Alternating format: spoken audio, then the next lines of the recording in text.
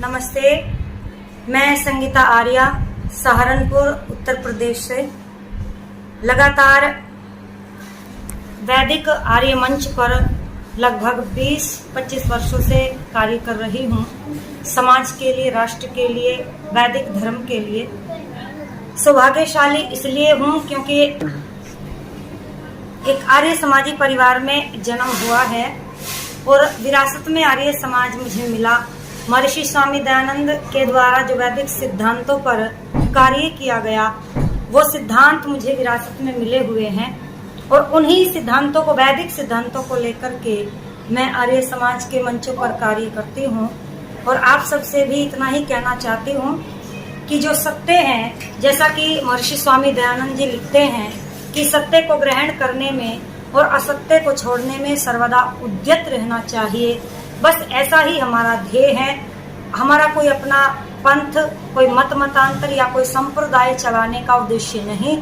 वही परिपाठी जो कभी हमारे पूर्व के राजाओं की रही, जैसे मर्यादा पुरुषोत्तम श्री राम, योगीराज श्री कृष्ण या उनसे पहले आचार्य चाणक्य, जैसा शासन, जैसा जीवन, जो सुखमय वातावरण उनके पास था, अगर वो आप चाहते हैं तो हमें फिर से सत्य सनातन वैदिक धर्म की ओर लौटना होगा।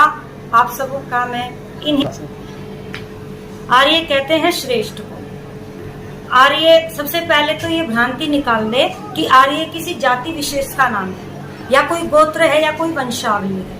आर्य कोई भी हो सकता है, किसी मत, संप्रदाय, मजहब का व्यक्ति, हिंदू, मुसलमान, कोई भी, स्त्री और पुरुष, क्योंकि वो जिसके अंदर श्रेष्ठता के गुण होंगे बोलो वही आर्य कहलाने और नाम के पीछे आर्य लगाने का अधिकारी है। और श्रेष्ठ कार्य क्या है? जैसे कि सत्य बोलना, चोरी न करना, किसी को सताना नहीं, किसी को रुलाना नहीं, ये छोटी छोटी सी बातें हैं। पर्यावरण की रक्षा करना, जल हमें संग्रहित करना, धन का उपयोग करना, सदुपयोग करना, अच्छे कार्यों में दान देना, यज्ञ करना, हवन करना, संध्या करना, भगवान की भक्ति करना, शराब न पीना, जो ये काम करता है बोलो वही आर्य कहलाने का अधिकारी है। आपने पहले लिया नहीं? गीता आर्या, आर्य समाज की भजनोपदेशिका। आप सभी का बहुत बहुत धन्यवाद करते हैं।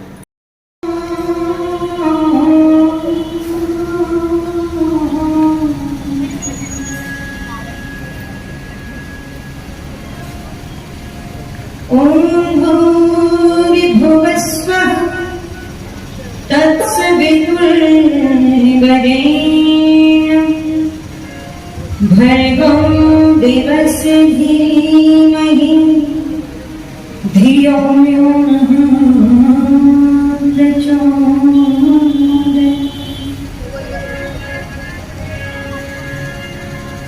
ये आत्मदा बलदा यस्य विश्व उपासते प्रशिशं यस्य देवाः यस्य छाया अमृतं यस्य मृत्युः कस्मै देवाय हविषां विधेहि।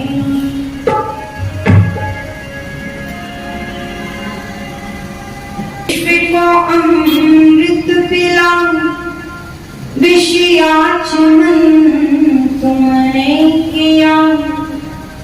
राष्ट्रहित तप त्याग संयम का चयन तुमने किया। देह की संविधान पूरे प्राण कृत की आहुति दे। धन्य ऋषिवर धन्य तुम्हें जीवन का हवन तुमने किया। जीवन का हवन तुमने किया।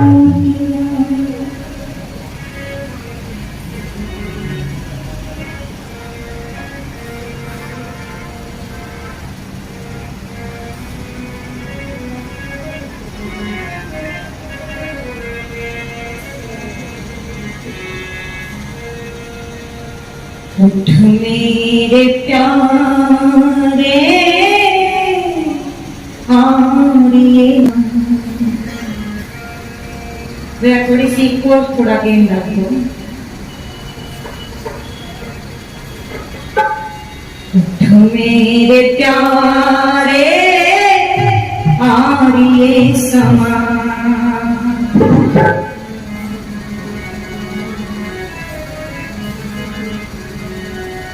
उठ मेरे प्यारे आरिये समा, अपने वतन की तूने रखनी है लाज। उठ मेरे प्यारे अपने वतन की तूने रखनी है लाज। सब लोग कहे तू सोया फिर शाम दिखा दे गजब की जीवन शक्ति तुझमें हो गए होशियार। उठ मेरे प्यारे आरिये समा, अपने वतन की तूने रखनी है लाज। उठ मेरे प्यारे आरिये समा, अपने वतन की तूने रखनी है लाज। सब लोग कहे तू सोया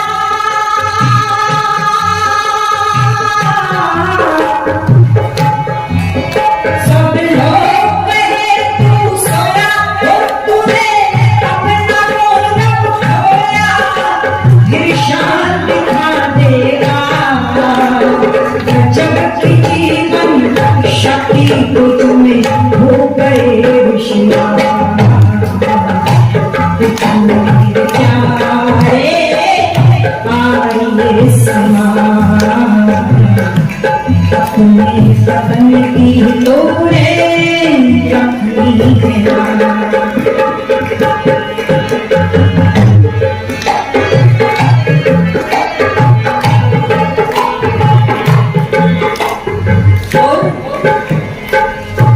जब से तूने चादर डाली करने लगे हैं लोग मनमानी। जब से तूने चादर डाली करने लगे हैं लोग मनमानी।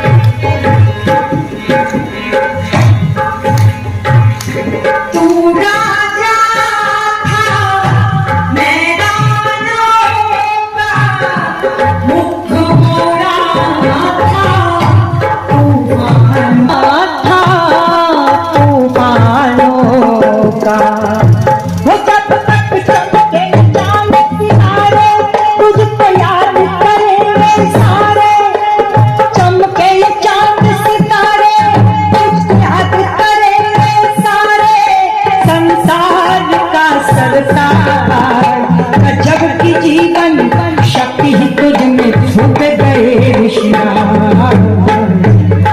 मेरे प्यारे आरिये समा,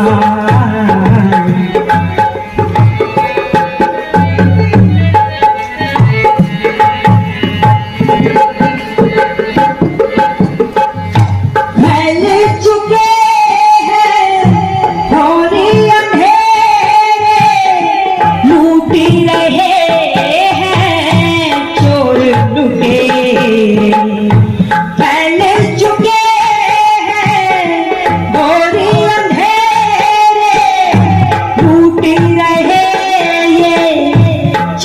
लुटेरे। ओ घर के लुट जाने पे जगेगा, तेरे सिर पे ये कलंक लगेगा। घर के लुट जाने पे जगेगा, तेरे सिर पे ये कलंक लगेगा। दुनिया की ये आवाज़, जबकि जीवन शक्ति तुझमें फूट गए श्याम। उठ मेरे प्यारे आर्य समान, अपने वतन की तूने रखी है लाज।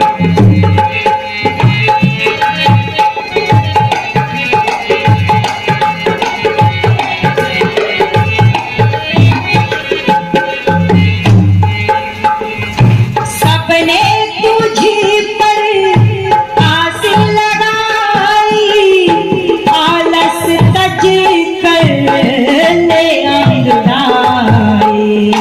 सबने तुझी पर आस लगाई, आलस तज कर ले अंगड़ाई।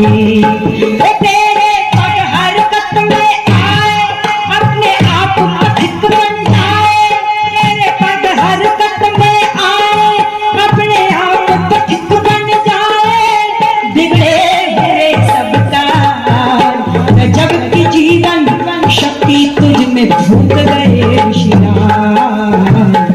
उठ मेरे प्यारे आर्य समान, अपने वतन की तूने रखनी है लाज। सब लोग कहे तू सोया,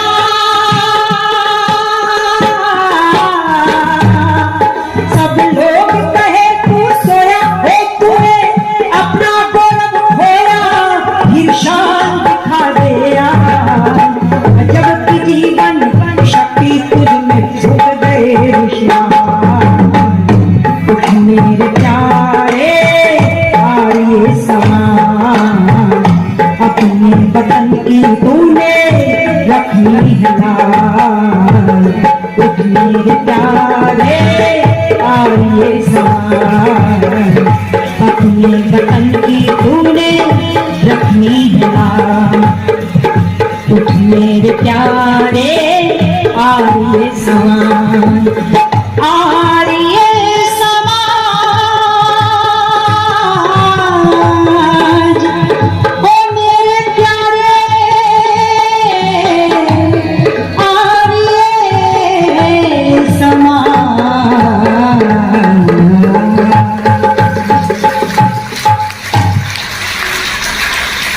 बोले महर्षि स्वामी दयानंद जी की।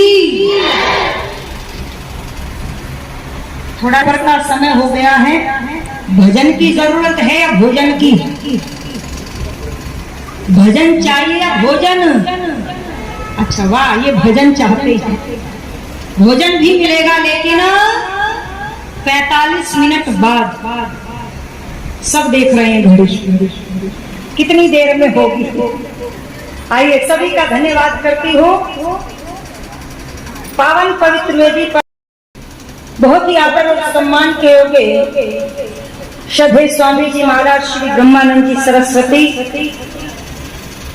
इस आर्य समाज के यशस्वी प्रधान दादाजी श्रद्धेय श्री हरि सिंह जी सैनी, आर्य समाज के बहुत ही कर्मठ मंत्री बाबूजी श्रद्धेय श्री नरेंद्र जी मिगलानी, आर्य समाज के उपमंत्री मेरे पिता तुल्य श्रद्धेय श्री दलवीर जी आर्य, हमारे भाई श्री देवेंद्र जी आर्य।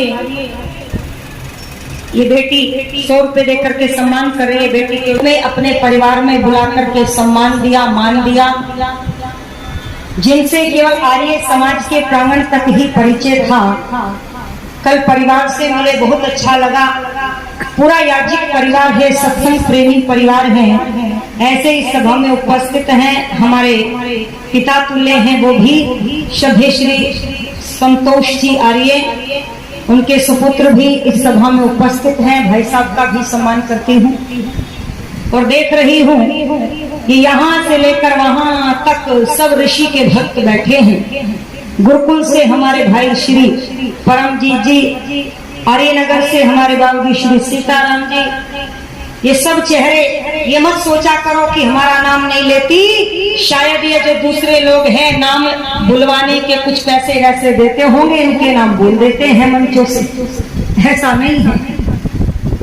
पर मैं निवेदन कर दूं, कुछ नाम छाप छोड़ देते हैं, वो याद रह जाते हैं। ऐसे ही जो प्रातः काल से लगे हुए हैं आप लोगों के लिए सुंदर से भोजन की व्यवस्था कर रहे हैं, क्योंकि भाई भूखे पेट भजन ना होवे, और भजन का प्रसाद मिल गया, भोजन मिला नहीं तो फिर अगले साल कोई आने वाला नहीं। क्यों बच्चों, रविवार को भी आए हो तो कुछ तो मिलना चाहिए या नहीं?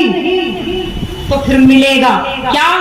सुंदर से भोजन की व्यवस्था आपके लिए चल रही है, और उस व्यवस्था को देखने वाले हमारे आर्य समाज के यशस्वी वेद प्रचार मंडल के जो पद को सुशोभित किए हैं, श्रद्धेय श्री बाबूजी श्री राधे श्याम जी आर्य, उनका भी हम सम्मान करते हैं। समस्त हमारी बहनें, समस्त हमारा मंचासीन विद्वत मंडल, समस्त ऋषि भक्त यज्ञ प्रेमी सज्जनों, और राष्ट्र का भावी भविष्य नौजवान मेरे भाई, और राष्ट्र के मुस्कान छोटे छोटे प्यारे प्यारे बच्चों, आपने 7 दिन तक वो सब कुछ सुना जो कुछ सब आपके लिए हितकारी था। अब अंतिम वक्ता के रूप में आपके बीच में उपस्थित हूँ। हाँ जी, आवश्यक होता है। आपको बड़ा कैसे लगा? 5 मिनट भी नहीं लगी, घड़ी देखो 5 मिनट भी नहीं लगी, और मेरा समय है 1 बजे तक का। मैं अपने समय के अंतर्गत जब आप अपनी आर्य समाज में बुलाए तब ये बात कहना, ठीक है ना? अतिथियों का देखो, जो काम करते हैं, किसी को बुरी लगे या भली लगे, काम करने वालों के नाम लिए जाते हैं। क्यों? ताकि लोग उनसे प्रेरणा ले सके। और अगर हम काम करने वालों का नाम नहीं लेंगे तो क्या निकम्मों का गुणगान करेंगे? बताओ। फिर चोट लुटेरों का गुणगान करूं क्या? अरे आर्य समाज के लिए अब आगे बढ़ता ही कौन है? लोग हमसे पूछते हैं कई बार, अजी बहन जी हमें तो कुछ मिला ही नहीं, 7 दिन हमने लगा दिए। आज वेद प्रचार करना और कराना भाई साहब सरल काम नहीं है। जो करते हैं पूछो उनसे क्या टीस है उनके सीने में, और जो यहाँ पर बैठ करके काम करते हैं उनसे भी पूछो।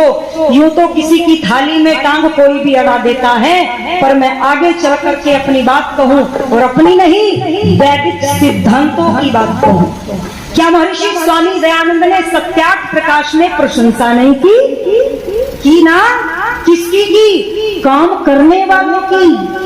कहा, क्या कहा? जाट जी जैसे व्यक्ति अगर पूरे यहाँ संसार में हो जाए तो फिर प्रचार करने की आवश्यकता, तो फिर तो ऋषि भी गलत हुए। क्यों कही उन्होंने? ऋषि होकर के प्रशंसा क्यों करते हैं? मैं निवेदन कर दूं आपके समक्ष, और जब जोधपुर के राजा के अंदर कमी देखी तो बोलो कमी भी कही या नहीं कही? ये आर्य समाज का मंच है, यहाँ से कमी दिखे तो उसका भी वर्णन होता है ताकि सुधार हो सके। और बोलो जो ऐसे त्यागी और समर्पित बैठे हो तो बोलो उनका भी वर्णन होता है, होता रहेगा। अब आप सुनो, मैं निवेदन कर दूं, लिखा उठ में मदन मोहन मालवीय जी लिखते हैं क्या? अब मुझे यहाँ पंडित मदन मोहन मालवीय जी की प्रशंसा करनी पड़ेगी। उन्होंने लिखा आर्यों के लिए, आर्यों तुम दौड़ते रहो, तुम दौड़ते रहोगे तो हिंदू समाज चलता रहेगा। आर्यों तुमने चलना प्रारंभ कर दिया तो हिंदू समाज खड़ा हो जाएगा, और आर्यों यदि तुम खड़े हो गए तो हिंदू समाज बैठ जाएगा। आर्यों तुम बैठ गए तो क्या कह दिया? हिंदू समाज लेट जाएगा। और आर्यों यदि तुम लेट गए तो हिंदू समाज सो जाएगा, और यदि आर्यों तुम सो गए तो हिंदू समाज मर जाएगा। और ये बात आर्य समाजी व्यक्ति नहीं कह रहा है, ब्रह्म समाज के संस्थापक पंडित मदन मोहन मालवीय जी ने कही। क्या उनकी प्रशंसा न करो? अरे उन्होंने कुंभ के मेले में 1267 प्रकाश वितरित किए, क्या इस बात की प्रशंसा ना करूं? अभी आचार्य जी कह रहे थे आज शिथिलता इसीलिए आई कि हमने केवल कहा, रोक लगाई, टोक लगाई, हमने वैदिक साहित्य बोलो अपने बच्चों को दिया नहीं। बांटो क्या? आज हम कपड़े बांटते हैं, भोजन बांटते हैं, करते हैं ये काम। गर्मी हो जाए तो पानी भी पिलाते हैं। पर सुनो, कभी कभी वैदिक साहित्य भी बोलो बांट देना चाहिए। एक साल में ही बांट दो, हर महीने नहीं बांट सकते, क्योंकि पता नहीं कब कोई उस साहित्य को पढ़ करके अपने जीवन में परिवर्तन लेकर के आए। और जब परिवर्तन आता है ना, सुनना इस बात को ध्यान से, जब परिवर्तन आता है ना तो कोई मुंशीराम श्रद्धानंद बन करके फिर पीढ़ियों तक सुधार करके चला जाता है। मुंशीराम यदि श्रद्धानंद न बनते तो सुनो, गुरुकुल कांगड़ी न मिलता, और गुरुकुल कांगड़ी न होता तो बोलो भारत को इतने विद्वान नहीं मिलते। तो ऐसे काम करने वालों की प्रशंसा तो करनी चाहिए। स्वामी श्रद्धानंद से पहले वो महात्मा बन गए थे, पर मुंशी राम थे। आज भी यहाँ पर कुछ लोग आते हैं, कैसे बोले जी हम बदलना चाहते हैं, हम सम्मान करते हैं ऐसे लोगों का। आओ, क्योंकि आर्य समाज मंदिर की दीवारों का नाम नहीं है, ध्यान से सुनना। आर्य समाज मत और संप्रदाय का नाम नहीं है, आर्य समाज आंदोलन का नाम है, आंदोलन। ये तो एक औषधालय है और मरीज आकर के इसमें अपना इलाज करवा सकता है। और बोलो बस बशर्ते इतनी है कि ठीक होने के बाद पुनः बीमारी लगनी बोलो नहीं चाहिए। कुछ लोग आते हैं कि हमारे समाज में आना चाहते हैं, आओ भाई यहाँ रहे, बीच में पैसा लूट लिया, पदाधिकारियों के अंदर घुस करके उनकी बातों को लिया, कमजोरियों को लिया। हर व्यक्ति में कमी होती है, कोई पूरा नहीं, पर लोग कमियां ढूंढते हैं, अच्छाइयां नहीं। और फिर क्या किया, बोले अपनी एक संस्था बनाई और फिर कब्जे करने शुरू बोलो कर दिए। ऐसे से तो सावधान रहना, इसीलिए लिख दिया कवि ने। और वो कौन थे, इसीलिए उद्बोधन देना चाहूंगी। ये मेरे देश के जो बच्चे बैठे हैं, ये देश के जो युवा बैठे हैं, ये है आर्य समाज। ये मंदिर आर्य समाज नहीं, ये तो भवन है। हवन कर रहे हो तो मंदिर है, और बोलो खाना बना लो तो रसोई है, और सो जाओ तो सोने का कमरा हो जाएगा, और यहाँ पर स्नान कर लो तो स्नान घर हो जाएगा। जैसा काम करोगे बोलो उसकी आकृति ऐसी ही बन जाएगी। और सत्संग चल रहा है तो सत्संग भवन है या नहीं है, ये सत्संग भवन है। तो आर्य समाज कौन, बोले ये आयोजक, ये है आर्य समाज।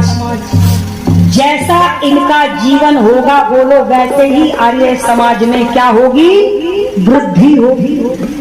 इसीलिए लिख दिया, उद्बोधन कह दिया क्या, उठो दयानंद के सिपाहियों। अच्छा, ये क्या लिखा है, आपने क्या लिखा है स्वामी जी, ये क्या लिखा, दयानंद के सिपाहियों समय पुकार रहा है, देश द्रोह का विष दर्पण पहला पुकार रहा है। उठो दयानंद के सिपाहियों समय पुकार रहा है, देश देशद्रोह का विषधर बन गया ओंकार रहा है। उठो दयानंद के सिपाहियों समय पुकार रहा है।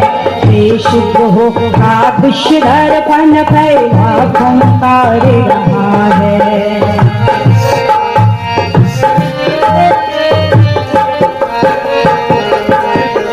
और क्या कहा? उठो देश की सोनी आंखें काजल मांग रही है। उठो देश की सोनी आंखें काजल मांग रही है। उठो अनेकों ध्रुपद सितारे आंचल मांग रही है। उठो अनेकों ध्रुपद सितारे आंचल मांग रही है। मरघट को पनघट सा कर दो, जग की प्यास बुझा दो। मरघट को पनघट सा कर दो, जग की प्यास बुझा दो। भटक रहे जो मरुस्थलों में उनको राह दिखा दो। भटक रहे जो मरुस्थलों में उनको राह दिखा दो। लगा लो उनको, लगा लो उनको जिनको जग धिक्कार रहा है। देशद्रोह का विषधर बन गया ओंकार रहा है। उठो दयानंद के सिपाहियों समय पुकार रहा है।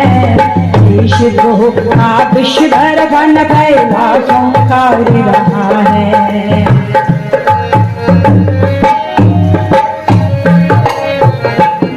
हारमोनियम में थोड़ी सी आवाज डालो भाई।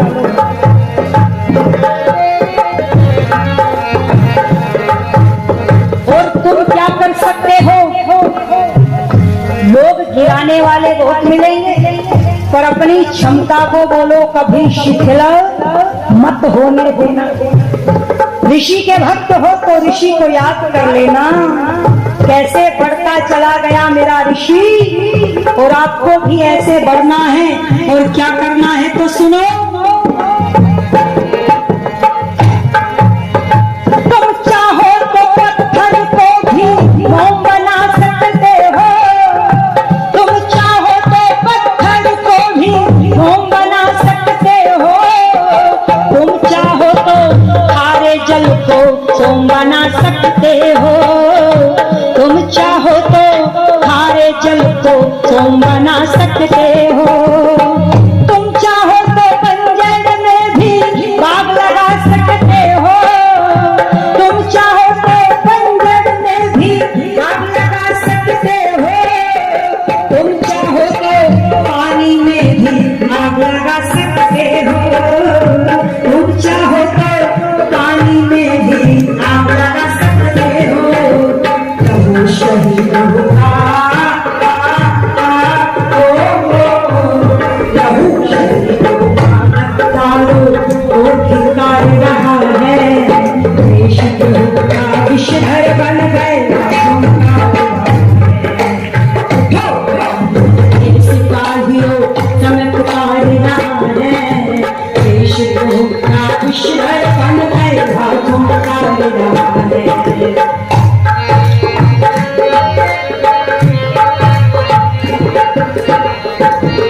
के सम्मान करते हैं, आपका धन्यवाद। और एक वादा किया था लोगों महर्षि स्वामी दयानंद से, वो वादा तो पूरा नहीं किया। वो वादा पूरा नहीं किया और इधर उधर समय बर्बाद कर दिया।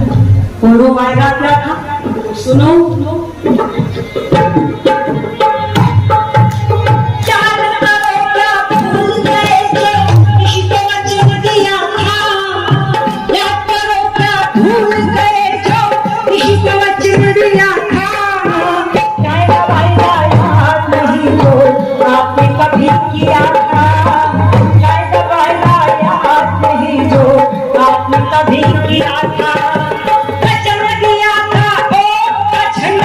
कभी न झुकने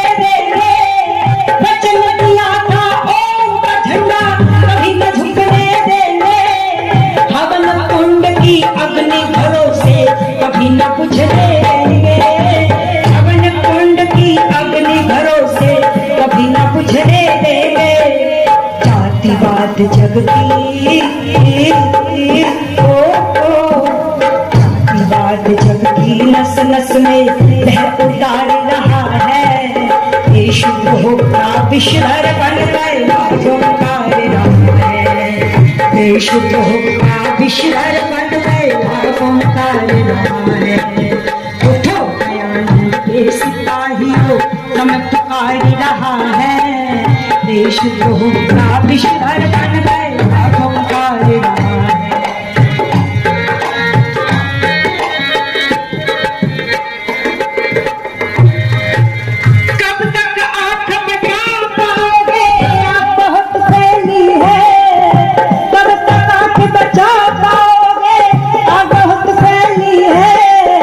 उजली उजली दिखने वाली हर चादर मैली है।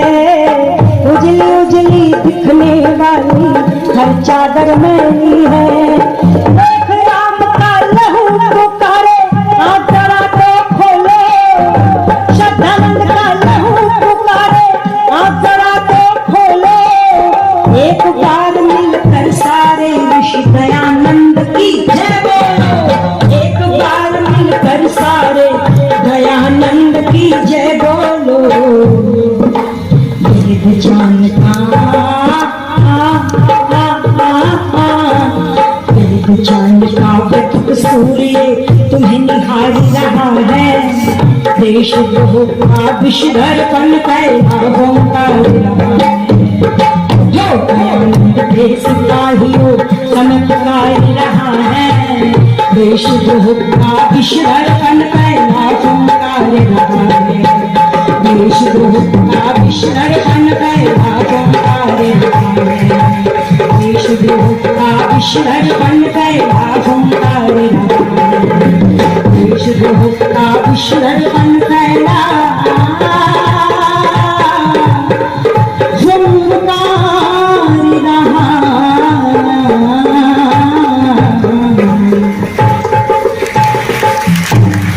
बोले महर्षि स्वामी दयानंद की। महर्षि स्वामी दयानंद की। सेवक सब कुछ राष्ट्र के हित के लिए अपने जीवन को यापन करते हुए लोग मिलते हैं। फिर भी एक प्रश्न उठता है कि फिर भी हम अपनी बात को, अपनी नहीं वैदिक सिद्धांतों की बात को बोलो संसार के अंदर सुचारू रूप से लागू नहीं कर पा रहे। कभी कारण ढूंढने का प्रयास किया? नहीं। कारण है हमारा अहंकार जो सबसे पहले आ जाता है। मैंने लोगों को देखा जिनको पौराणिक कहते हैं साहब 20-20 साल छोड़ो 3-3 पीढ़ियां हो गई मूर्तियों को पूजते पूजते, पर जब उनके घर में जाते हैं वो कभी नहीं कहते कि बहन जी हमारा पोता शिव जी के मंदिर में घंटी बजाता है। क्यों? उनको इस बात का कोई अहंकार नहीं। और हम जाकर के बाद में बैठते हैं सबसे पहले बहन जी मेरा पोता समझा है, मेरा पोता हवन करता है, मेरा पोता गायत्री मंत्र बोलता है। ये अहंकार नहीं तो और बताओ क्या होगा? लोग मंचों पर माइक पर खड़े हो करके कहते हैं मैं दोनों समय यज्ञ करता हूँ, मैं दोनों समय संध्या करता हूँ। अरे करते हो तो क्या एहसान करते हो? अगर तुम ये सब कुछ करते हो तो ये तुम्हारा कर्तव्य है। जैसे तुम भोजन करते हो, जैसे तुम स्नान करते हो, भोजन मत करो, समाज को कोई हानि नहीं होगी, हानि होगी तुम्हें। स्नान मत करो, देश को कोई हानि नहीं होगी, हानि होगी तुम्हें। ऐसे ही संध्या मत करो, समाज को हानि नहीं होगी, उसकी हानि भुगतनी पड़ेगी तुम्हें। जैसे भोजन और स्नान हमारे लिए जरूरी है, नींद हमारे लिए जरूरी है, बोल दो ऐसे ही संध्या और हवन भी हमारे लिए जरूरी है। हम किसी पर एहसान नहीं करते यदि संध्या और हवन करते हैं, ये हमारा कर्तव्य है। कर्तव्य निभाते हैं, कर्तव्य निभाना चाहिए, और जो नहीं निभाते बोलो वो पाप के भागीदार बनते हैं। और जो कर्तव्य निभाते हैं बोलो उनकी संतति आने वाले समय में क्या करती है? वृद्धि करती है। इसीलिए कवि को कहना पड़ा, और क्या कहना पड़ा बस सुन लो, बड़े सुंदर शब्दों में चर्चा करते हुए चल दूं आपके समक्ष। बुलबुलो गर तुम्हारा चमन लुट गया, बुलबुलो गर तुम्हारा चमन लुट गया,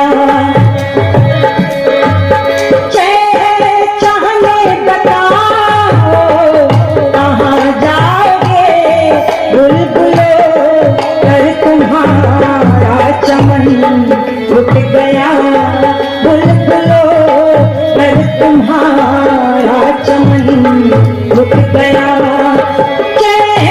चाहने बताओ कहाँ जाओगे, भूल पर न हो ये अगर डाल पर, भूल पर न हो ये अगर डाल पर, शिराना बनाने कहाँ जाओगे, बुलबुलो पर तुम्हारा चमन लुट गया।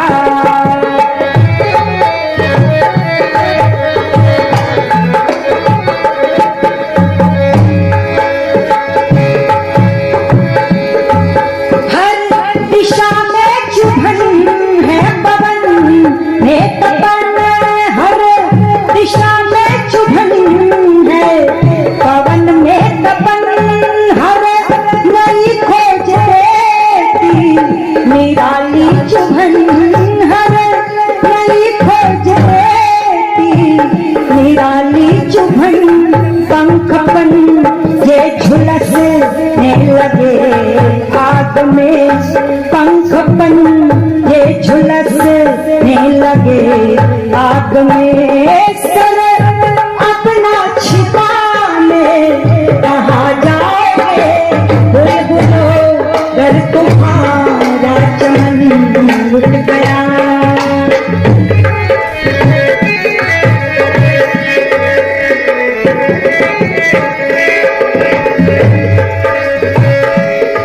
आग ही आग है ना हुई मंद है,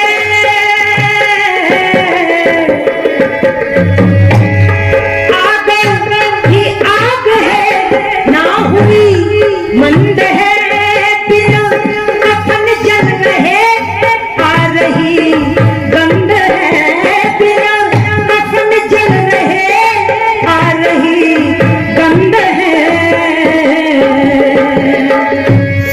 पंखपन ये झुलसने लगे आग में, पंखपन ये झुलसने लगे आग में, दर्द अपना बताने कहाँ जाओगे, बुलबुलो गर तुम्हारा चमन लुट गया, बुलबुलो गर तुम्हारा चमन लुट गया।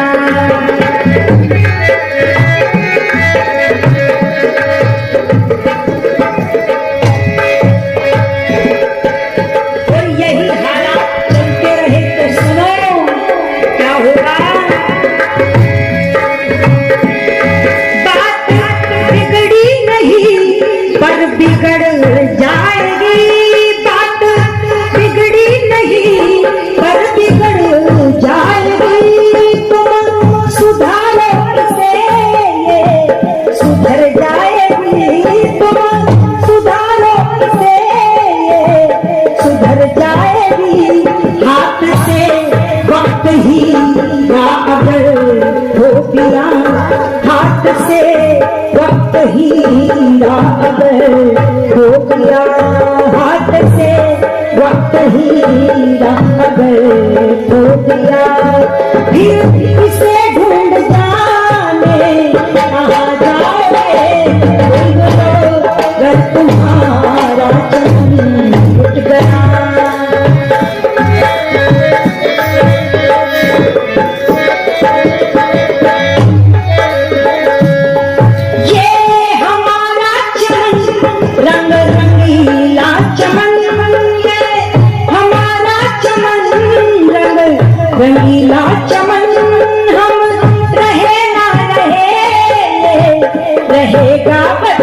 हम रहे ना रहे, रहेगा वतन। खड़खड़ा कर उठा हो ये बाजू भला, खड़खड़ा कर उठा हो ये बाजू भला।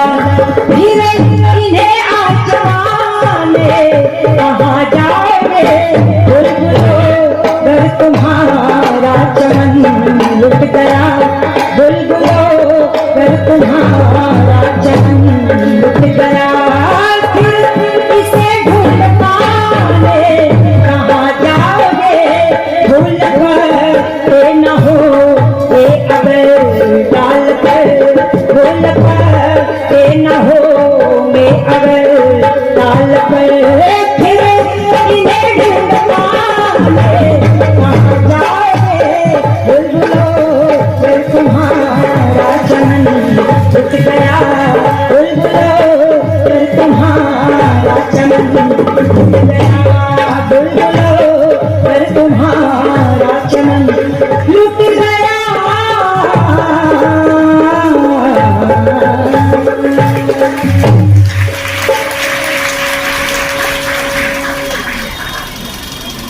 क्या बनाने को वीर बहादुर या भारत का नौजवान बैठा हुआ देखता हो तो फिर महाभारत का युद्ध बोलो हो जाता है।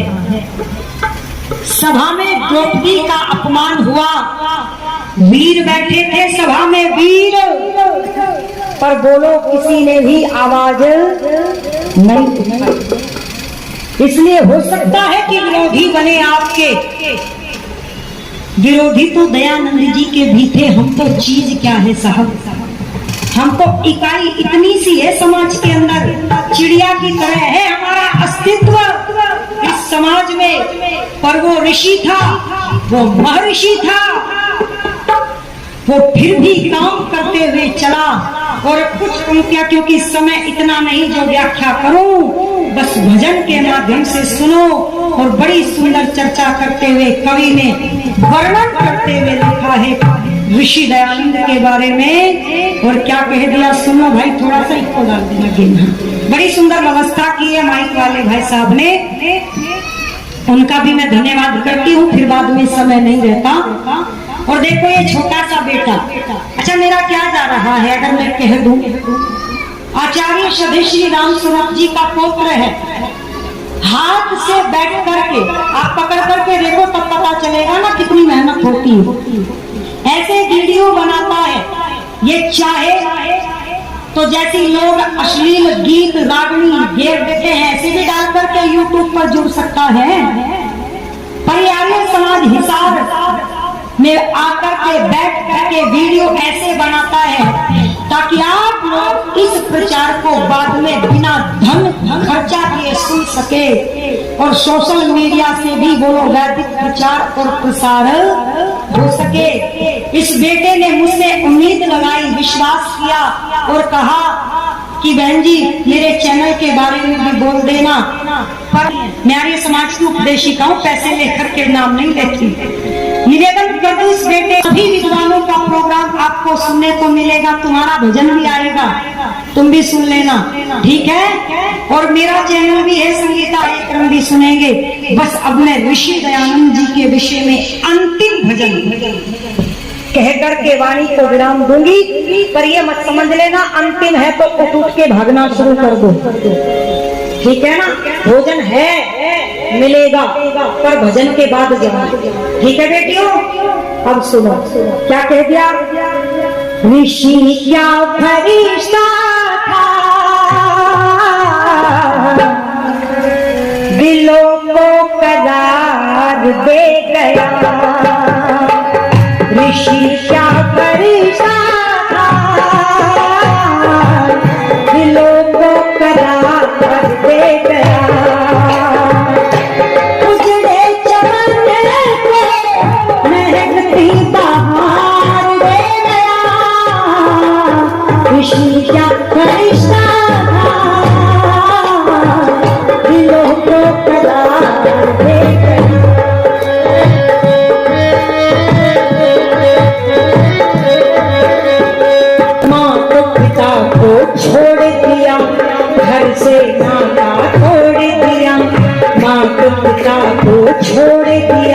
घर से नाता तोड़ दिया।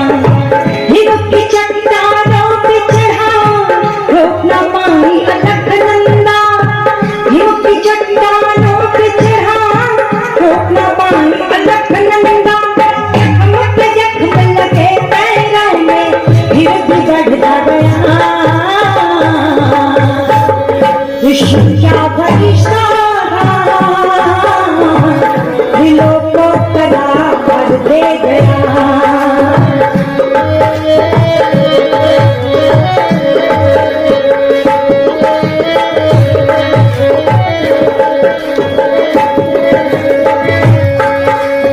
मंदिर चर्च मीनारों में धर्म का बंद पिटारों में। मंदिर चर्च मीनारों में धर्म का बंद पिटारों में। सच की होली जलती थी ना झूठ की जलती थी। सच की होली जलती थी ना झूठ की जलती थी। मत पंथों ने तापल के खोला अध्याय नया। ऋषि क्या फरिश्ता दिलों को करार दे गया।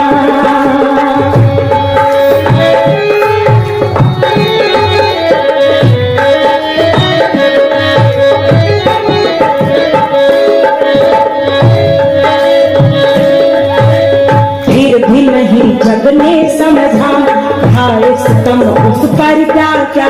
फिर भी नहीं जग ने समझा हाय सितम उस पर क्या क्या। जुल्मी रात दिन सहता रहा अपनी जुबान से कहता रहा। जुल्मी रात दिन सहता रहा अपनी जुबान से कहता रहा। ऐ मालिक इन नादानों पर करते रहना दया। ऋषि क्या फरिश्ता दिलों को करार दे गया।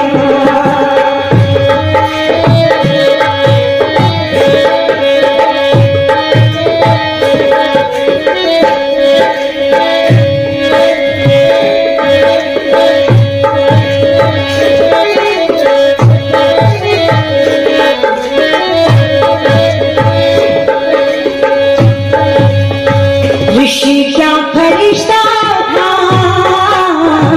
दिलों को करार दे गया।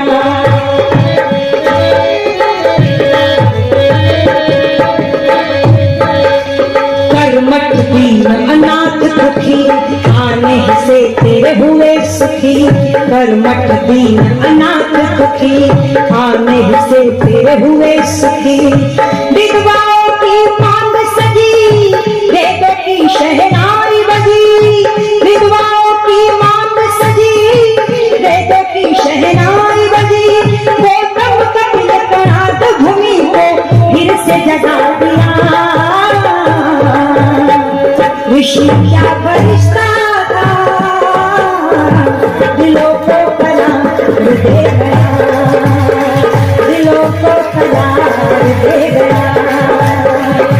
उजड़े चमन महकेगा दे गया। ऋषि क्या फरिश्ता था दिलों को करार दे गया। दिलों को करार दे गया। दिलों को करार दे गया। दिलों को करार दे गया।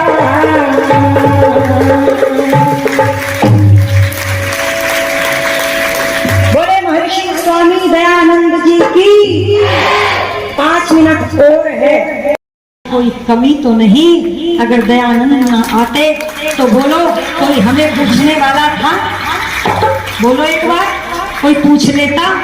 नहीं, वरना ऐसे भी लोग मिलते हैं बोले चिट पकड़ा देते हैं पुरोहित को ले जाना होटल में खिला देना, जब भजन होंगे तब आ जाएंगे। ऐसे भी देखे हमने। पर आप सबका मैं बहुत धन्यवाद करती हूँ।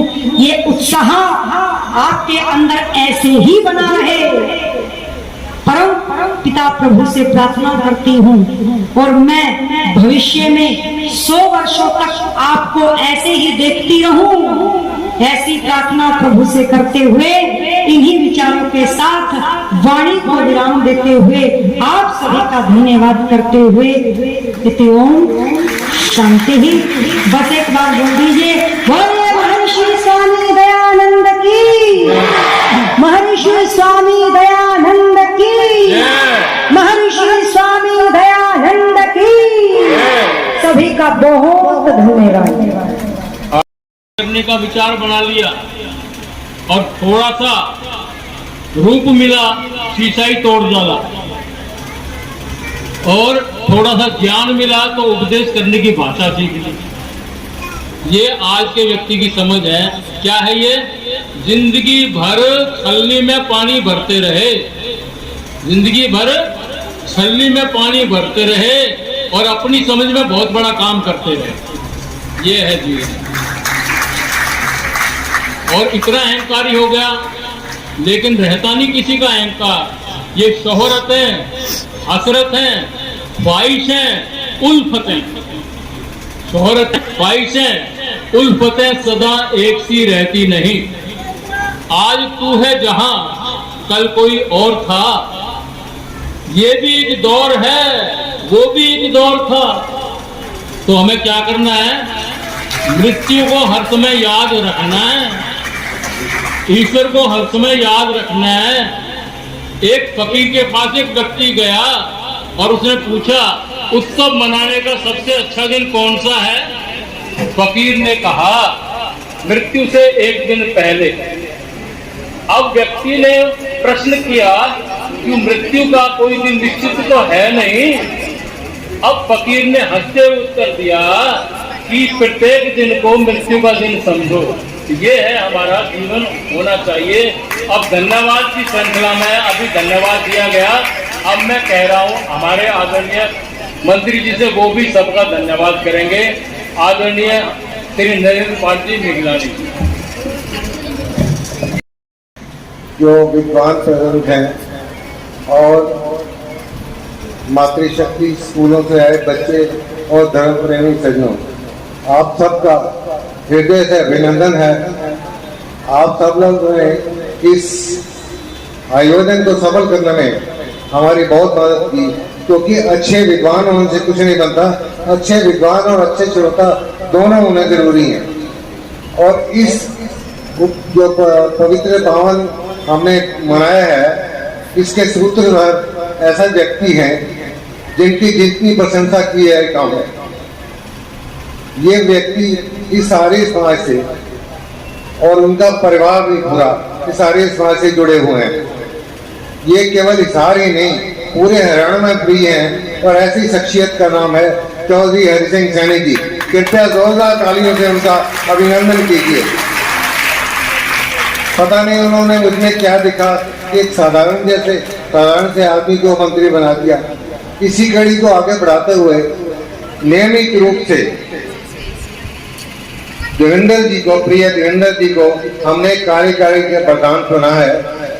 और मैं जाते जाते आशा करता हूं कि देवेंद्र जी मेरे से उम्र में बहुत छोटे हैं, इसलिए सलाह देता हूं कि अब हम बुजुर्गों को विदा करें और यंगर जनरेशन को आगे लाएं, क्योंकि हम बुजुर्ग लोग कुछ अड़ियल और स्लो होते हैं। आप अपने हिसाब से आगे लाएं और समाज को आगे ले जाएं, हमें एक तरफ करते हुए। और एक और सलाह दूंगा कि इस वट वृक्ष को आगे करने के लिए अगर आपको इस वट वृक्ष में कहीं जर्जर सी टहनियां मिले तो उनका सर्जिकल ऑपरेशन करके उन्हें एक तरफ कीजिए और इसको आगे बढ़ाइए। मैं आप सबसे पुनः धन्यवाद करता हूं। और स्कूल के बच्चे और अध्यापक काफी दिनों से मेहनत करते रहे हैं, इसलिए सभी स्कूलों में 2 दिन का अवकाश रहेगा। इसके अतिरिक्त महिलाओं के लिए लंगर की व्यवस्था हॉल में होगी, जिसे आर्य स्कूल के महिलाएं और बच्चे संभालेंगे और जेंट्स की बाहर रहेगी, यही जहां हम बैठे हैं, जिन्हें सीएल स्कूल का स्टाफ और बच्चे संभालेंगे।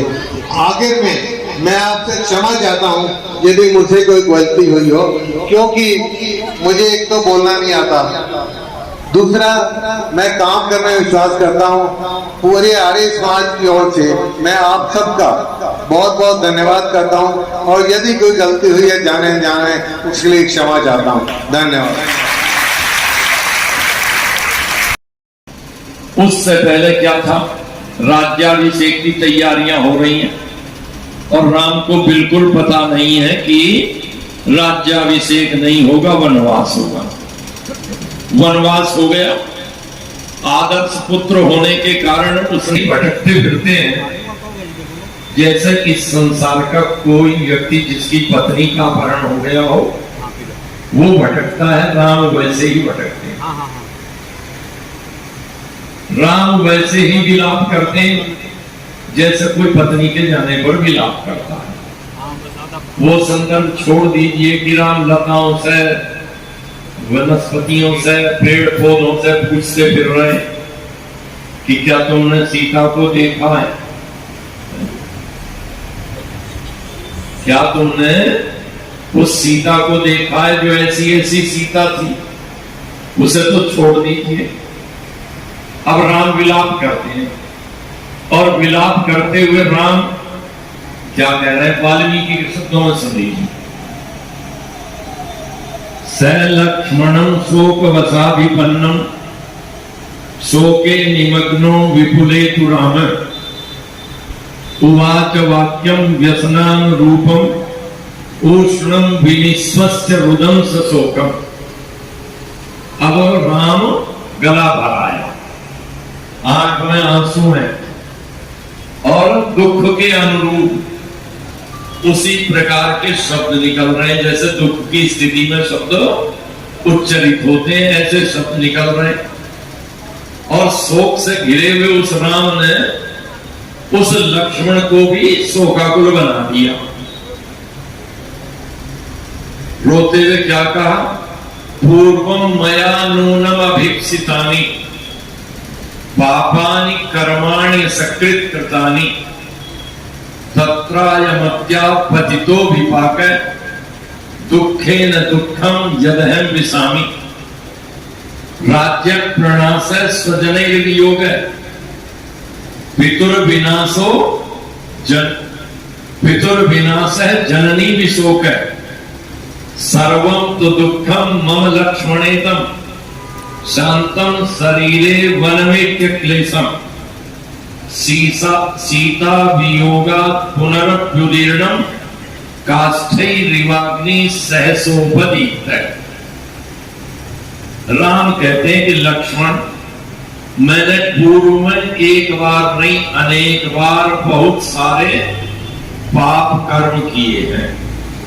पापानि कर्माणि असकृत कृतानि, अनेक बार पाप कर्म किए हैं, और आज उन पाप कर्मों का विपाक आ गया, अर्थात वो फलोन्मुख हो गए, फल प्रदान कर रहे हैं। कैसे दे रहे हैं फल, तत्रायमत्यापतितो विपाक है।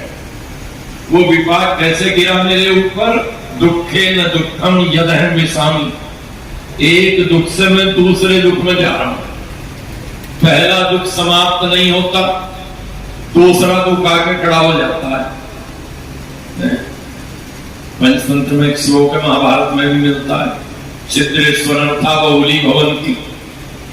चादर ओढ़ के आप सो रहे हो, जरा सा कट लग गया हो चादर में कहीं से, तो पैर का अंगूठा, उंगली का निशान या हाथ की उंगली वहीं से भागती रहती है, और आप उसमें टाका लगवा लीजिए, फिर ओढ़ के बैठिए, फिर कोई ना कोई वहीं से उसको, जहां आपने उसको कराया था ना रफू, वहीं से फिर फटने लगती है। तो दुख में दूसरा दुख आ रहा, राम कहते हैं क्या दुख आ रहे हैं, दुख गिना रहे राम।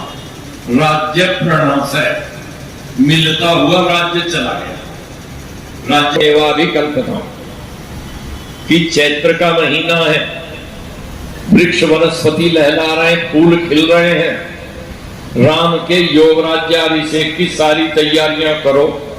ये बात तो सवेरे हुई है, अगले दिन वनवास हो गया। तो राम कहते हैं राज्य प्रणाश, मिलता हुआ राज्य चला गया। स्वजनैर वियोग, बंधु बांधवों से वियोग हो गया। 14 साल के लिए वनवास हुआ। कितनी दूरी 14 साल किसने देखे कि हम होंगे या वो होंगे, कौन मिलेंगे कौन नहीं मिलेंगे।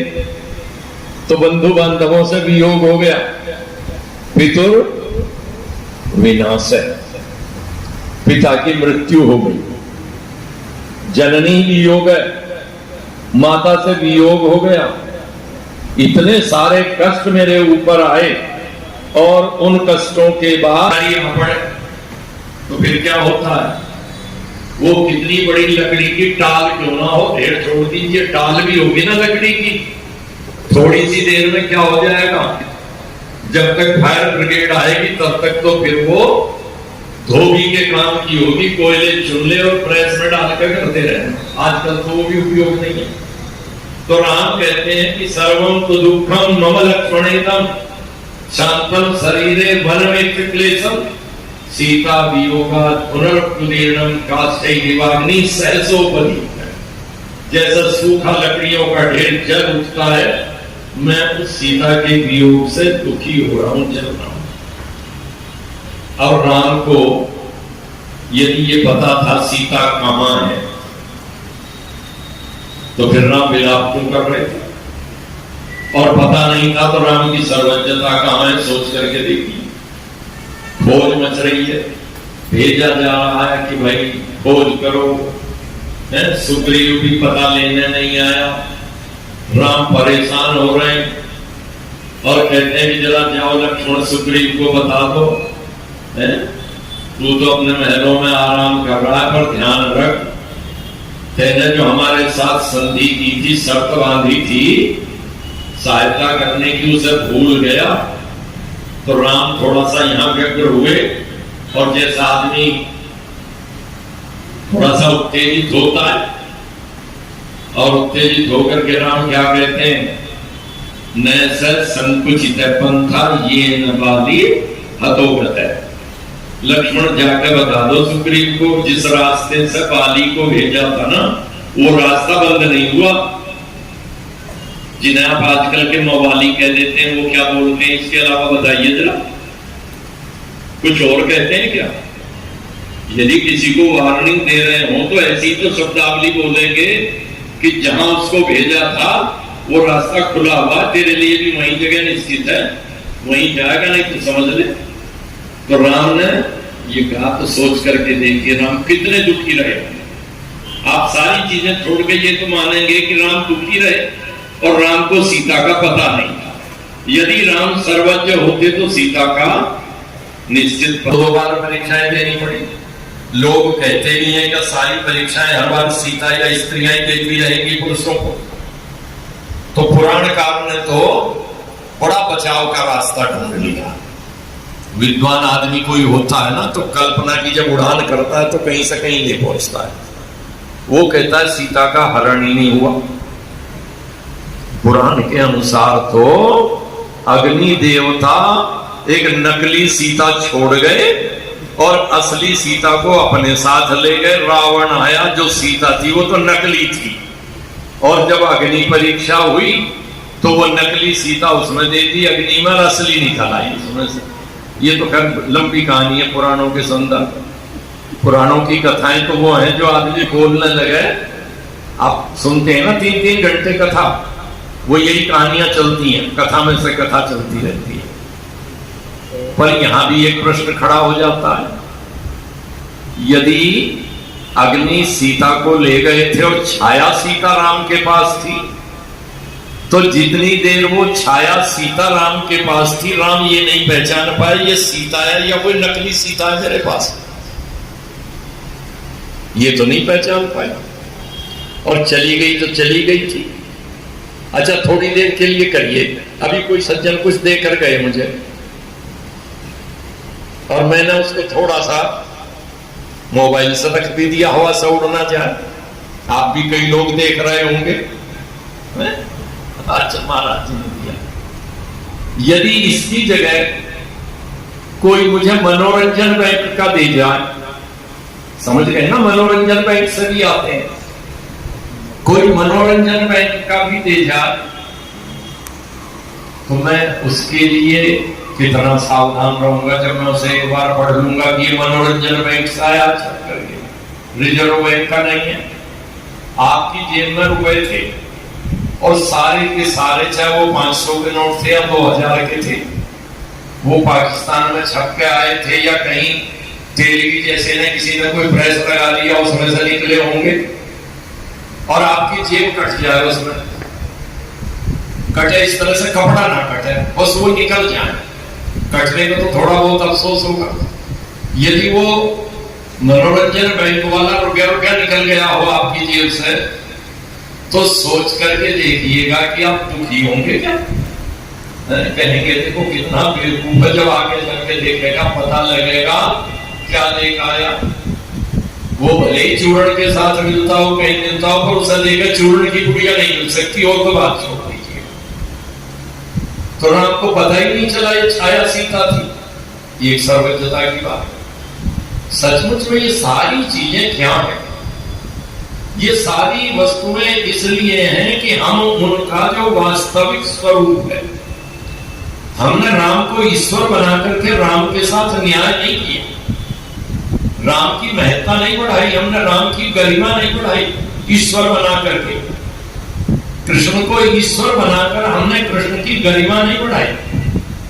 यदि कृष्ण को हम मनुष्य बना करके रखते, राम को मनुष्य बना करके रखते, तो हम सारी दुनिया को ये कहते कि देखो हमारा पूर्वज एक ऐसा मनुष्य था। तुम जैसे बढ़िया से बढ़िया मनुष्य की कल्पना करते हो, सोच करके देखो इससे बढ़िया भी कोई मनुष्य हो सकता है। और निश्चित रूप से उन सबको ये तो स्वीकार करना पड़ता है कि साधारण मनुष्य नहीं था। ये क्या था? नीच से तो कहता उसे वो सुपरमैन, या हिंदी में कहते अनुवाद करके तो कहते वो तो अति मानव है। जहां मानवता की सीमाएं समाप्त हो रही हैं, उससे भी बढ़ करके है, इससे आगे कोई सीमा नहीं हो सकती मनुष्यों में। इससे बढ़कर के भी मनुष्य का सामर्थ्य नहीं हो सकता। तो हमने अपने उन महापुरुषों को, जिन्हें हम अति मानव कहलवा सकते थे, महामानव दुनिया के सामने प्रदर्शित कर सकते थे, हमने उन्हें इतना अज्ञानी प्रदर्शित किया कि जिसे कुछ पता ही नहीं चलता, कुछ पता नहीं चलता। अरे द्रौपदी का चीर बढ़ा रहे हैं यहाँ करके, कोई जादू वहीं से कर दिया होता द्वारिका से, वहीं से बढ़ता रहता। पांडवों को रोकना था जुआ खेलने से, तो जैसे ही पासों की ओर हाथ बढ़ाया था युधिष्ठिर ने, वहीं पैरालाइसिस कर देते। युधिष्ठिर के हाथ को उठता ही ना पासा, पकड़ ही ना पाता। या पहली बार हार गया था, तो दूसरी बार जब रास्ते में से लौट के जुआ खेलने को तैयार हुआ था, तभी युधिष्ठिर को ऐसा कर देते कि सब विस्मरण में चला जाता, उसे कुछ याद ही ना रहता, वो किसी को पहचानता ही ना। किंतु ये सब तो कुछ आप करवा नहीं पाए, और ये सब दिखा दिखो करके फिर भी कहते हैं कि ये भगवान है। तो नहीं, वास्तव में ईश्वर क्या है? ईश्वर है, श्री कृष्ण ने जो कहा, अर्जुन को समझाया कि ब्रह्म वो है जो कभी है। और आचार्य शंकर व्याख्या करते हुए जिसे कहना पड़ा आचार्य शंकर को कि वो सर्वज्ञ है। और दूसरा क्या है? पुराणम, वो पुराण है। अब भागवत और स्कंद आदि नहीं, 18 पुराण, 18 पुराणों से कोई लेना देना नहीं। पुराण क्या है? आचार्य कहते हैं पुरातनम, पुराणवम भवति, वो रोज नया है। हम कितना ही नया होने की कोशिश करते हो, क्या रोज नए हो पाते हैं? नहीं होते। और वो परमेश्वर क्या है? वो रोज नया है, एक रस है। ऋषिदान इसको क्या कहते हैं? अखंड एक रस, उसमें कोई विकार नहीं आता, इसलिए वो पुराण है, पुरातन है, चिरंतन है। वही एक ऐसी सत्ता है जो सदैव एक रस बनी रहने वाली सत्ता है, इसलिए वो सत्ता है, पुराण है। और कैसा है? अनुशासितारम, सबका अनुशासन करने वाला है, सबका अनुशासन कैसे करता है? आचार्य कहते हैं विचित्रतया फल प्रदातारम, ऐसे ऐसे ढंग से हमारे पहले किए कर्मों का फल हमारे सामने उपस्थित करता है कि बस जो भोग रहा होता है वो ही जानता है कि कहीं ना कहीं गड़बड़ी हुई थी, और कोई जाने आना जाने उसके साथ रहने वाला, और ऐसी विचित्रता से फल प्रदान करता है कि उस फल से कोई छूट नहीं सकता।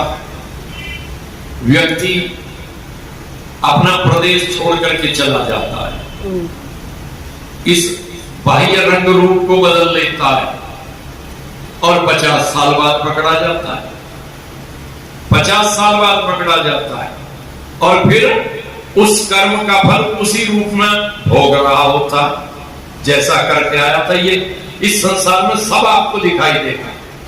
हम ध्यान नहीं देते, छोटी से छोटी घटना पर हम ध्यान दें और स्मरण शक्ति कुछ काम दे तो हम जीते जागते उदाहरण आपके अड़ोस पड़ोस में आपको मिल जाएंगे, दूर जाने की आवश्यकता नहीं होगी। तो परमेश्वर क्या है? अनुशासितारम, संपूर्ण ब्रह्मांड का अनुशासन करने वाला है, सबको नियमन करने वाला है, उसकी व्यवस्था का अतिक्रमण कोई नहीं कर सकता। केवल अतिक्रमण कर सकता है तो जीव इतना कर सकता है क्योंकि इसे कर्म करने का स्वातंत्र्य है। कोई ये कहने लगे कि जब हम अतिक्रमण कर ही नहीं सकते तो हमने जो चोरी की, हमने जो झूठ बोला, हमने जो हत्या की, हमने जो बलात्कार किया, तो हम तो कुछ कर नहीं सकते, फिर परमात्मा ही करा रहा होगा ये सारे काम तो, और इनका दंड भी उसी को मिलना चाहिए। नहीं नहीं, जीव को कर्म करने का स्वातंत्र्य है, कर्म करने की स्वतंत्रता दी है। केवल प्रेरणा के माध्यम से अनुशासन करता है कि संभल जा, गलती हो रही है। हम संभल जाते हैं तो बचते हैं, और नहीं संभलते तो उसका फल फिर उसकी व्यवस्था से हमें भोगना पड़ता है। ये है विचित्रतया कर्मफल प्रदातारम, विचित्रता से कर्मफल देने वाला है। कैसा है? रणोरणीयांसम, वो अणु से भी अणु है, इतना छोटा है कि वो परमाणु में भी है, वो अग्नि में भी है, और ये जो चमकता हुआ सूर्य रूपी गोला है इसके अंदर भी उसकी सत्ता है। कोई पदार्थ ऐसा नहीं हो सकता जिसमें उसकी सत्ता न हो। क्यों? क्योंकि उससे सूक्ष्म कोई दूसरा पदार्थ है ही नहीं। श्री कृष्ण कहते हैं रणोरणीयांसम, वो अणु से भी अणु है। कंपैरेटिव डिग्री लगा दी, सुपरलेटिव कुछ हो नहीं सकती थी, और क्या बताते हैं अणु से छोटा। तो अणुअणुयांसम, और क्या है? सर्वस्य धातारम, वो सबको धारण करने वाला है। ये जो ब्रह्मांड है इसको कौन धारण कर रहा है? वही धारण कर रहा है। 8वीं शताब्दी में जब जैन और बौद्ध इनका प्रभाव बहुत बढ़ रहा था, तो उस समय में एक कल्याण रक्षित नामक दार्शनिक हुआ, और कल्याण रक्षित ने एक पुस्तक लिखी जिसका नाम है ईश्वर भंग कारिका। उसने ईश्वर के अस्तित्व का निषेध किया कि ईश्वर नाम की कोई सत्ता हो नहीं सकती, कोई है ही नहीं, उसका खंडन किया। उस कल्याण रक्षित की ईश्वर भंग कारिका का खंडन करते या उसके उत्तर पक्ष के रूप में आचार्य उदयन ने न्याय कुसुमांजलि लिखी, और आचार्य उदयन ने जब उसकी सिद्धि के लिए हेतु दिए तो क्या गिनाए वहां? कार्यायोजन धृत्यादि। क्या है? पहला तो कार्य बताया कि ये जो जगत है ना कार्य रूप, इसका कर्ता वही है। दूसरा, परमाणुओं का जो आयोजन करने वाला है,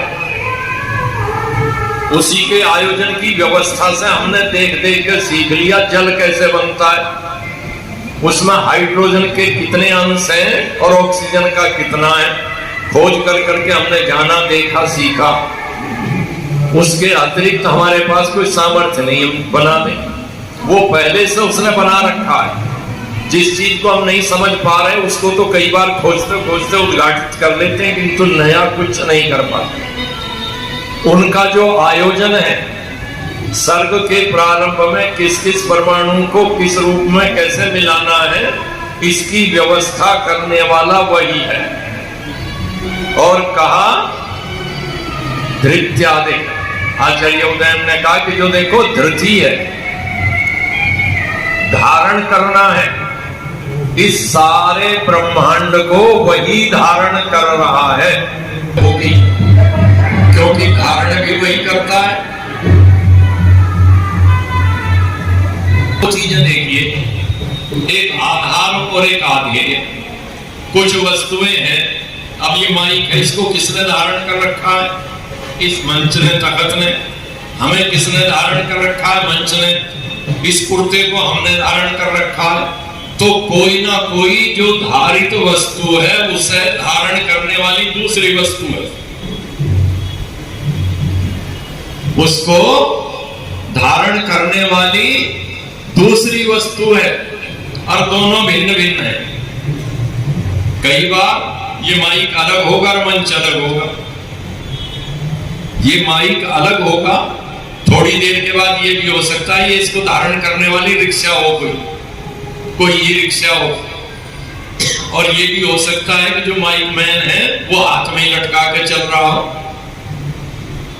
किंतु इस अलग अलग हो जाते हैं आधार और आधे, किंतु परमेश्वर संपूर्ण जगत का ऐसा आधार है जो उससे कभी अलग नहीं होता। इस जगत को उससे अलग किया ही नहीं जा सकता, तो वो है सर्वस्य धातारम। इस माइक को धारण करने वाला मेरा हाथ हो, किसी का हाथ हो, किंतु मुझे धारण करने वाला कौन? उसको धारण करने वाला कौन? आखिर में जाकर के सबका आधार वही परमेश्वर है। इसलिए कहा सर्वस्य धातारम। और सर्व स्वामी जी देखने लगे मोबाइल पर, समाप्त करता हूं 2 मिनट। सबको धारण करने वाला है तो फिर पहचाने कैसे? कोई रंग रूप तो हो, कोई पहचान तो पड़ती हो। कह रहे हैं कि हाँ है। पहचान क्या है? देखो जो रूप है ना, हम सबको पहचानते हैं रंग रूप से। रूप किसका विषय है? रूप तो केवल चक्षु का विषय है। इसके अलावा, रूप के अलावा जैसे रस है, रस भी तो है उतना ही महत्वपूर्ण। और रस को आप कैसे पहचानते हैं? चाय बनी और कई बार आप क्या कहती हैं, जरा देखना इसमें मीठा है या नहीं। बनाई तो आपने, क्यों कह रही है इसमें मीठा है या नहीं? आप जब देखना है तो 2 आंख लिए बैठा है, तो फिर प्याले में आंख डुबा करके क्यों नहीं देख लेते? प्याले में आंख डुबा दे या चम्मच दे दिया करो, जरा आंख में डाल कर देखो। क्यों? क्योंकि उसका विषय नहीं है। रस तो किसी दूसरी इंद्रिय का विषय है, रूप केवल आंख का विषय है। वो परमेश्वर कैसा है? कृष्ण कहते हैं अचिंत्य रूपम है, उसका रूप अचिंत्य है। आचार्य शंकर कहते हैं नास्ति नियतम रूपम, रूप नियत नहीं है, बता ही नहीं सकते कि वो ऐसा ऐसा है। कोई लाइन खींच करके, कोई खाका खींच करके नहीं बना सकते कि वो ऐसा ऐसा है। और ये उसका रंग है, जब ऐसा दिखाई दे तो पहचान कर लेना। तो फिर जब रूप तो है नहीं, पहचान ऐसे पड़ती नहीं, फिर किसका विषय है? वो कहते हैं वो तो अतीन्द्रिय ग्राही है। सत्यार्थ प्रकाश में ऋषि दयानंद जी महाराज ने बताया है कि परमात्मा का साक्षात्कार ज्ञान कब होता है? पढ़ लीजिएगा, आपको पंक्ति मिल जाएगी। आत्म साक्षात्कार और परमात्मा साक्षात्कार ऋषि लिखते हैं, दोनों साथ होते हैं। जब उसे जानने का प्रयास करेंगे तो आप उसे जान लेंगे। वो शब्द का विषय नहीं है जो आप उसे सुनकर के जान सकें, रूप का विषय नहीं है जो उसे आप देख करके जान सकें। वो तो केवल अनुभूति का विषय है, और अनुभूति मात्र के लिए आप प्रयत्न करेंगे तो उसे जान लेंगे। 7 दिनों तक आपसे कुछ बातें होती रही, कुछ बातें आपको चुभी होंगी। मेरा उद्देश्य भी चुभाना था, कि आपको जो है आपकी अकर्मण्यता याद दिलाना था कि हम अकर्मण्य हो रहे हैं, अपने प्रचार और प्रसार के लिए हम उपेक्षित हैं। हम लाखों लाखों रुपया कमाते हैं, किंतु सस्ता और मुफ्त साहित्य हम नहीं बांटते।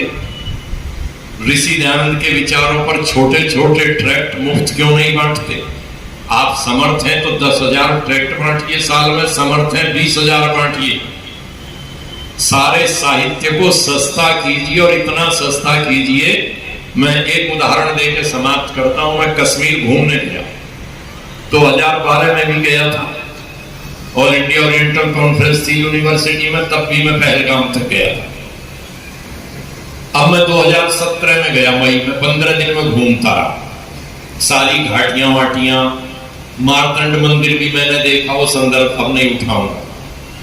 जब मैं पहलगाम से पहले टोल पर था, कार में बैठे हुए थे इनोवा में, एक नौजवान आदमी कंधे पर थैला लिए खड़ा था। उसने कार का शीशा खटखटाया, शीशा नीचे किया तो हाथ में ट्रैक्ट था। उसने बहुत बढ़िया कागज पर छपी हुई मुझे एक बुकलेट दी, पॉकेट साइज, जैसा कभी कर्तव्य दर्पण, भक्ति दर्पण होता था, हमारे कुछ ट्रैक्ट छपते थे, जेब में रख लो पढ़ते हो।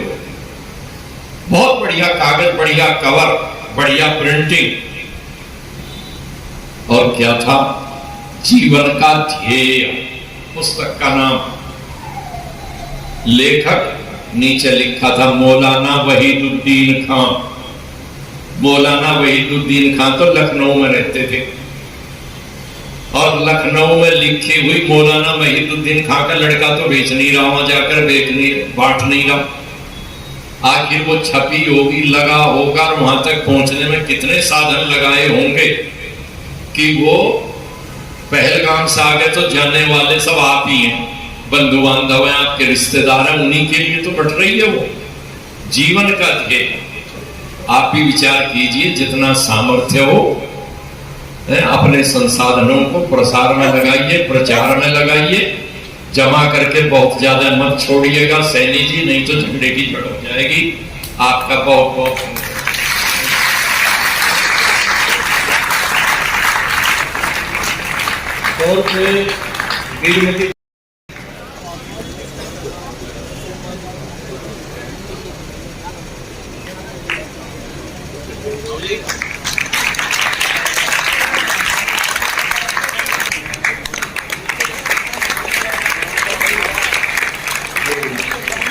राधे श्याम जी आ गए, पूरे नंबर है।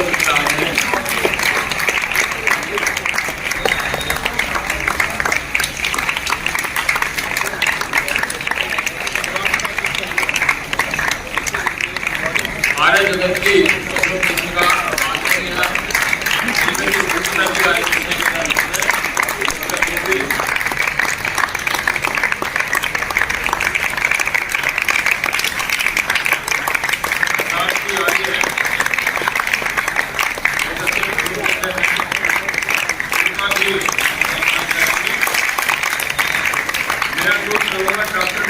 वो भी आएंगे, और आदरणीय पंडित प्रताप सिंह जी आर्य जी का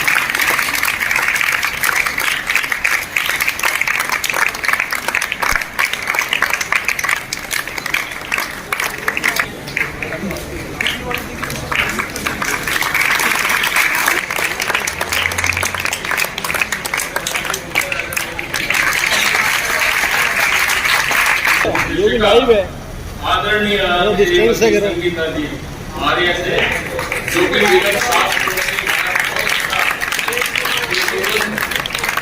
कविताओं के माध्यम से, गीतों के माध्यम से, भजनों के माध्यम से और उपदेशों के माध्यम से कर रहे हैं। और के जर्रे, समुद्र के कतरे, पलक के सितारे दलवीर जी को अर्पण है।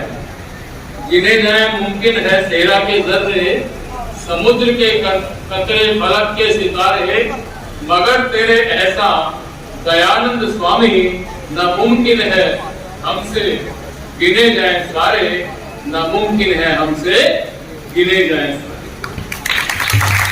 उनका जीवन आप जब जानते हैं, उन्होंने कैसा जीवन जिया और बदले में क्या मिला, इस गीत के 4 लाइनों के माध्यम से सुनेंगे। क्या थे ऋषि तेरे जग से रिश्ते, जिसके लिए जान दे दी फरिश्ते, हमें याद तू रहेगा, हमें याद तू रहेगा। क्या तेरी जीते जग से रिश्ते, जिसके लिए जान दे दी फरिश्ते, हमें याद तू रहेगा, हमें याद तू रहेगा।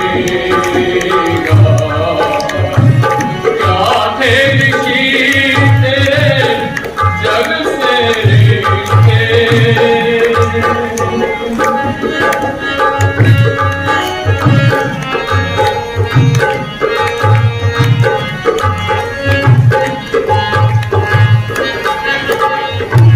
कौन था तू अब तक भी तुझको ना हम जान सके, कौन था तू अब तक भी तुझको ना हम जान सके। आ भी गया आकर गया तुझको ना पहचान सके। आ भी गया आकर गया तुझको ना पहचान सके। तेरा नाम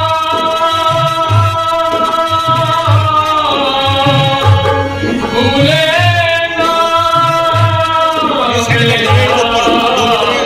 तू रहेगा, हमें याद तू रहेगा। क्या तेरी तेरे जग से रिश्ते, जिसके लिए जान देवी फरिश्ते, हमें याद तू रहेगा, हमें याद तू रहेगा। क्या तेरी तेरे जग से रिश्ते।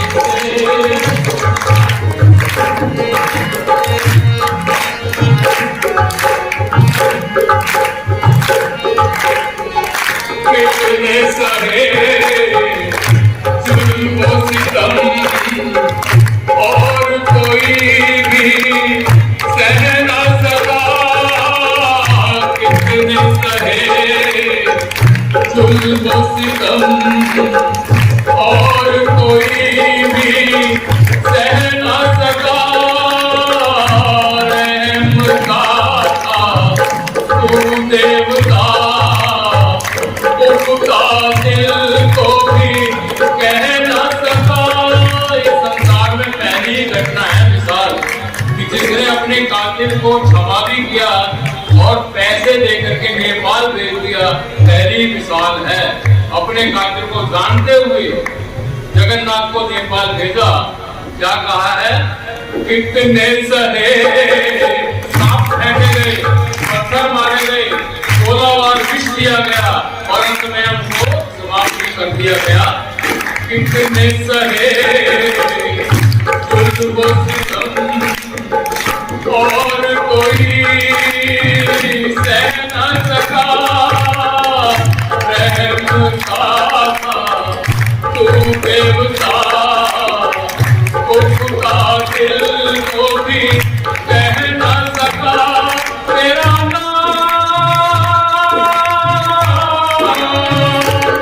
भूले ना मैं याद तू रहेगा,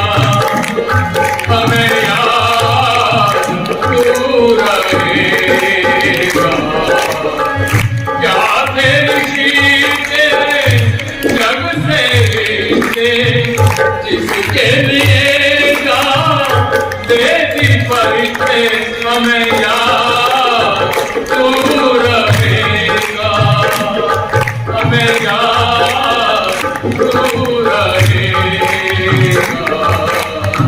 क्या तेरी जीत तेरे जग से अंत क्या कहा है।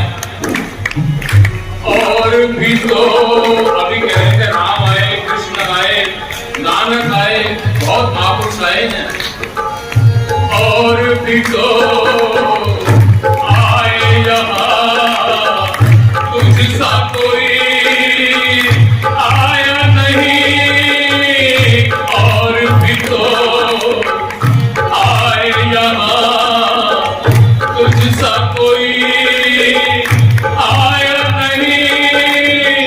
सबने कही अपनी ही बात, वेद का भेद बताया नहीं। तेरा नाम भूले ना मैं याद तू रहेगा, हमें याद तू रहेगा। क्या तेरी तेरे जग से किसके लिए जा देती परिते हमें याद तू रहेगा, हमें याद तू रहेगा, हमें याद तू रहेगा, हमें याद तू रहेगा।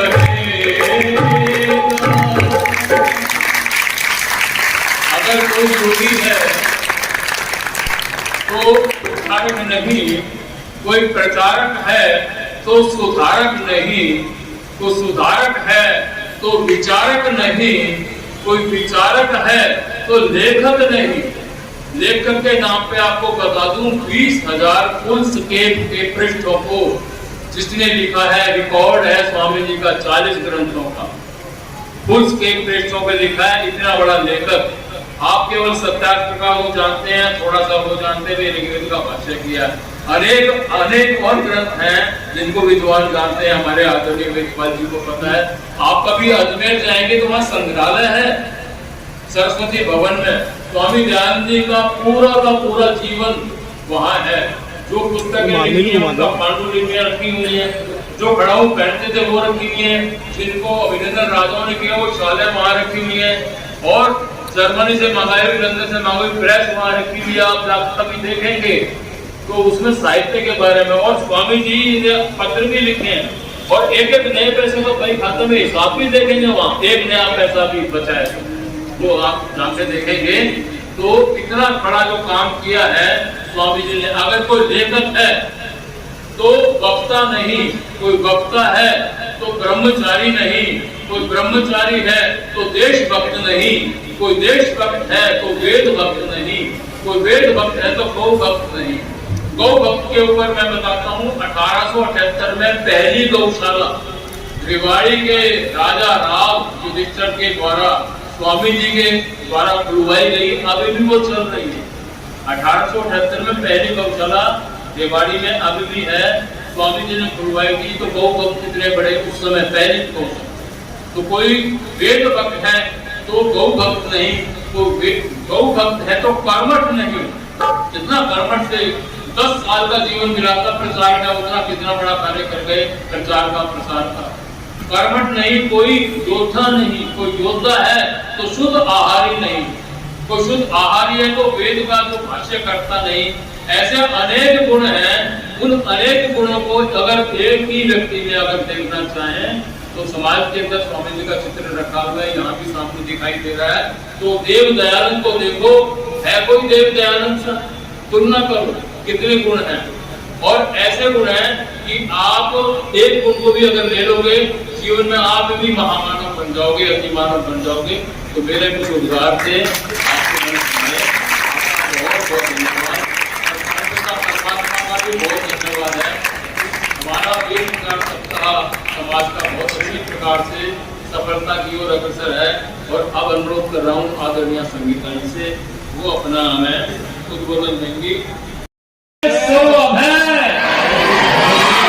मर्यादा पुरुषोत्तम श्री रामचंद्र जी महाराज की, योगी राज श्री कृष्णचंद्र जी महाराज की, वैदिक सूर्य गुरुवर विद्यानंद जी महाराज की, जगत गुरु मैत्री स्वामी दयानंद जी महाराज की, भारत माता की, देश और धर्म पर बलिदान होने वाले वीरों और वीरांगनाओं की, हमारे देश की सीमाओं की रक्षा करने वाले वीर नौजवानों की, गौ माता का, वेद की ज्योति, ओम का झंडा, हमारा जय घोष, किरणवंतो विश्व माध्यम स्वयं श्रेष्ठ बने और सारे संसार को श्रेष्ठ बनाए। वैदिक ध्वनि।